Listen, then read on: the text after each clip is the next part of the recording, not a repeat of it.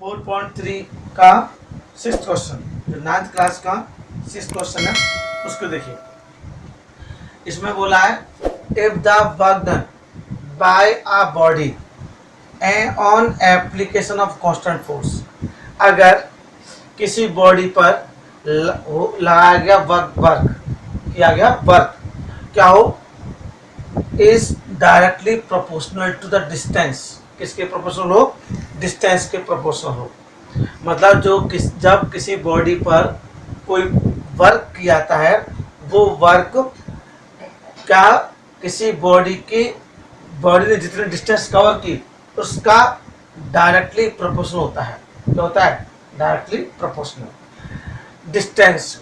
तो लिखेंगे पहले तो let distance is equal to X मान लेंगे और वर्क डन को मान लेंगे वाई,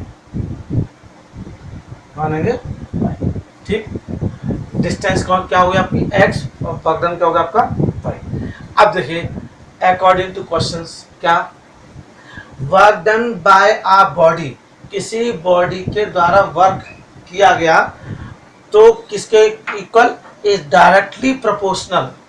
किसी बॉडी के द्वारा किया गया वर्क क्या उस बॉडी के जितनी बॉडी डिस्टेंस कवर की, बॉडी ने जितने डिस्टेंस कवर की उसके डायरेक्टली प्रोपोर्शनल होता है। समझ गया? वर्क डन किसके डायरेक्टली प्रोपोर्शनल होता है? डिस्टेंस के। Work done is directly proportional to the distance. आप ये समझिए, the work done by a body is directly proportional to distance. Clear? अब वर्क डन को हमने क्या लिखा है? वाई। ठीक, अब वाई लिखा है। अब वाई किसके प्रोपोर्शनल है? वाई इज प्रोपोर्शनल टू, तो ये प्रोपोर्शनल का साइन है। साइन किसका? प्रोपोर्शनल का। Y is proportional to distance. Distance को हमने किससे रिप्रेजेंट किया? एक्स से।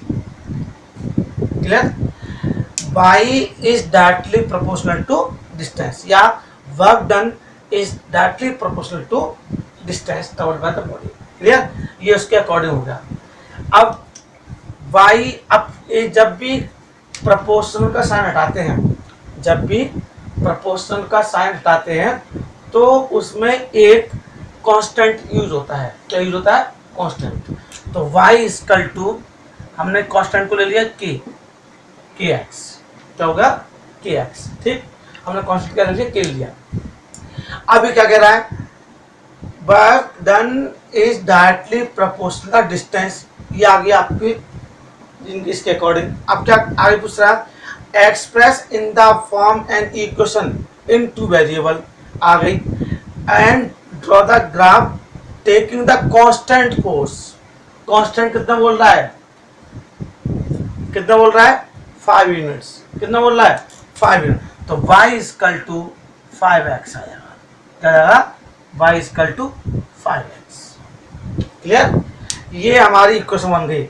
जैसे उसने क्वेश्चन में पूछा दिया, हमने उसके अकॉर्डिंग इक्वेशन बना दी। Work done is directly proportional to distance travelled by the body. अब हमने कांस्टेंट यूज किया, कांस्टेंट के लिए रखिए आपको 5 यूनिट। क्लियर? तो y इक्वल टू 5x। हमारे पास y equal to 5x linear equation two variable आ गई। आंसर हो गया आपका ये। क्लियर? अब आप इसी में क्या करेंगे? ग्राफ को ड्रॉ करेंगे। यहाँ लिखेंगे x डैश y और ये y डैश। क्लियर? और यहाँ पर x और y लिख लिया, और कम से कम 3 तो आपको वैल्यू फाइंड करनी ही है। ठीक, अब देखो, सपोज करो x इक्वल टू आपने 0 रखा, x इक्वल टू कितना रखा? 0। तो y इक्वल टू 5 इंटू 0, तो y equal to 5 into 0 0। x 0 रखने पर y कितना आ गया? 0। क्लियर? अब आपने सपोज करो x इक्वल टू 1 रखा, कितना रखा? 1, तो 5 बन जा 5। आपने x इक्वल टू 1 रखा तो y इक्वल टू 5 आ गया। ठीक, और अगर आपने -1 रखा तो -5 आ गया। क्लियर? अब आपने 3 वैल्यू पुट कर दी, दिखा दी। अब इस पर आप सब यहाँ पर जीरो ओ लिखेंगे या जीरो लिखेंगे, यहाँ पर ऑरिजिन क्या होता है, 0 0 होता है। यहाँ पर 1 2 3 4 5 -1 -2 -3 -4 -5 1 2 3 4 और 5 फिर 1 2 3 4 5। क्लियर? ये आपको करना है टर्म्स। ये माइनस के 1 -2 -3 -4 -5 1 2 3 4 5 प्लस के 1 प्लस के 2 प्लस के 3 प्लस के 4 प्लस के। अब माइनस के 1 -2 -3 -4 -5 मतलब x के पॉजिटिव इधर नेगेटिव इधर, y के पॉजिटिव इधर y के नेगेटिव। अब हम लोगों ने क्या करना है, ग्राफ खींचना है। 0, 0 0, 0 का होता है ओरिजिन पर, ये आपका आगे पहला। 1, 5 1 ये है और 5 आपका इसी में कहाँ है, ये है। और -1, 5 -1 ये है और 5 आपका ये है, तो -1, 1। अब इन तीनों को मिलाकर एक ग्राफ खींच देंगे जो कि स्ट्रेट लाइन होगा। क्या होगा ये, स्ट्रेट लाइन। और स्ट्रेट लाइन आपको पूरा एक लाइन खींच दी तो ये आपको स्ट्रेट लाइन आ जाएगी। क्लियर? ये इतना काम पहले हुआ। मैंने आपने जो ये लाइन दे रखी है ये वाली, उनके अकॉर्डिंग आपने इक्वेशन बना दी। इक्वेशन बनाकर कम से कम 3 वैल्यू निकाल ली और प्लॉट कर दिया आपने ग्राफ। उसके बाद इसमें कुछ और पूछा है कि अगर हमने डिस्टेंस किसको माना, फाइंड लिखा है, read from the graph work done किसको माना हमने, एक्स बाई को, बाई फाइंड करनी है अगर एक्स कितना हो 2।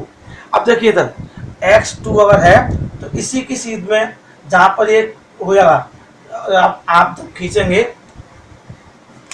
अब देखिए जब आपने ऐसे ग्राफ खींचा, यहाँ लगा 1 2 3 4 5 6 7 8 9 और 10 1 2 3 4 5 6 7 8 9 और 10 1 2 3 4 5 6 7 8 9 10 फिर 1 2 3 4 5 6 7 8 9 10। ये आपने कर दिया, आपने ग्राफ को भी खींच लिया था। अब जैसे आपने ग्राफ खींचा था, आपने एक तो पॉइंट यहाँ लगाया था, दूसरा पॉइंट आपने 1, 5 पे लगाया था, 1 और 1, 5। ठीक, फिर आपने -1, -5 लगाया था, 1 2 3 4 5 यहाँ पे लगाया था। अब आपने इन तीनों को मिला दिया था। जब इन तीनों को मिलाया तो एक ग्राफ बना था, एक लाइन स्ट्रेट लाइन आई थी आपकी, आपने स्ट्रेट लाइन बनाई थी ऐसे करके। और जब स्ट्रेट लाइन बनाई थी आपने ऐसे, तो अब पूछा कि अगर ये 2 हो, क्या हो 2, जो इधर 2 हो, तो इसी की सीध में देखेंगे कि ये कहाँ पर टच होगा लाइन। तो ये 2 यहाँ पर टच होगा, ये कहाँ पर होगा, ये ऐसे। समझ आ गया? और तो जब ये 2 होगा, x = 2 तो y = कितना लगा आपका 10।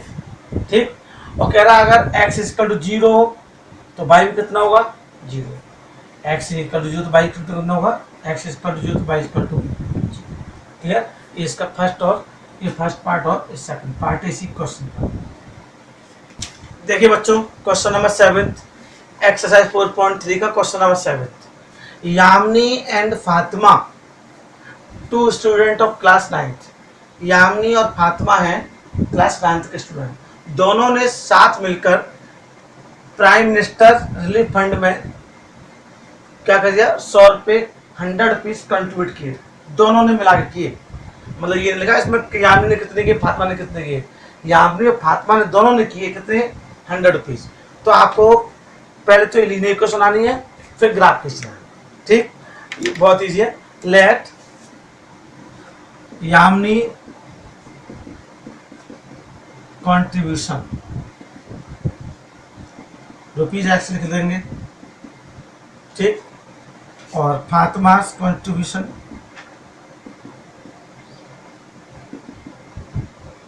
= ₹y। क्लियर?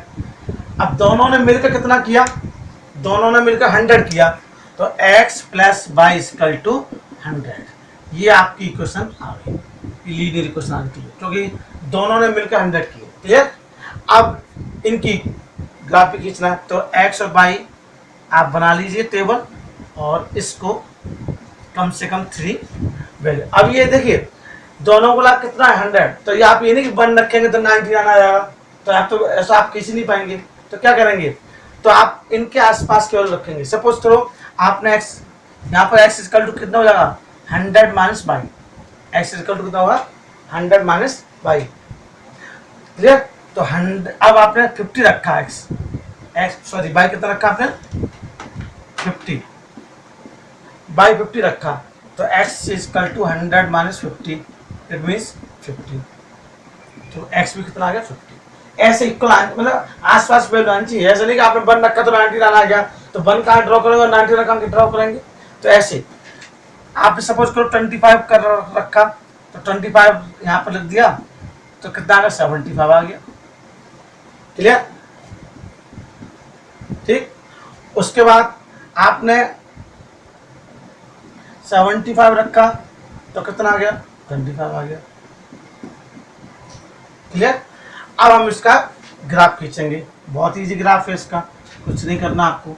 यहाँ 0 0 0 लिख देंगे, यहाँ पर 10 20 30 40 50 और 60 70। या एक काम और कर सकते हैं बच्चों, एक काम और कर सकते हैं इजी सा, क्योंकि इसमें बहुत आप आसपास के ही हैं, तो आप एक काम कर सकते हैं, इतना इजी बता दूं, आप आसानी से और इजीली कर सकते हैं। यहाँ पर आपने लिखा 25 50 75 100। क्लियर। माइनस 25 माइनस के 50 माइनस के 75 और माइनस के 100। फिर यहाँ पे जी, फिर ओ, फिर 1 25 50 75 और 100, माइनस के 25 माइनस के 50 माइनस के 75 और माइनस के 100। ठीक।